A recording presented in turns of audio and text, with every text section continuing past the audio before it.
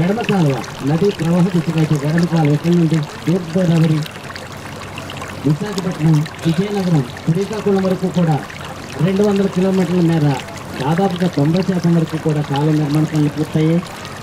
కూడి ఎడమ కాలువల పనులు దాదాపుగా పూర్తిగా వస్తున్నాయి. పూర్తయిన తర్వాత డ్యామ్ నిర్మాణం జరుగుతుందండి. ఆ ప్రదేశాన్ని కూడా కొంచెం ముందుకు వెళ్ళిన తర్వాత చూపించడం జరుగుతుంది.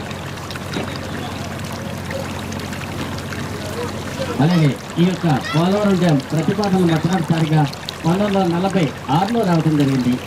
ఈ యొక్క ప్రదేశంలో డ్యామ్ నిర్మాణం చేయాలనే ప్రతిపాదన అయితే ఆనాటి నుండి కూడా పూర్తి కాలేదు. తర్వాత దివంగత ముఖ్యమంత్రి అంజయ్ గారు కూడా శంకుస్థాపన చేశారు 81లో. ఆనాటి కాలమాన కోసం 2004లో 1151 కోట్ల వ్యయంతో నిర్మాణ రూపకల్పన చేశారండి.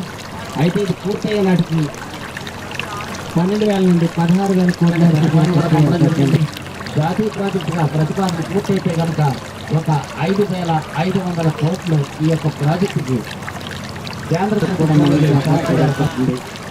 అలాగే 960 మెగావాట్ల జల విద్యుత్తుని ఉత్పత్తి చేసే అవకాశం ఏర్పడుతుందండి.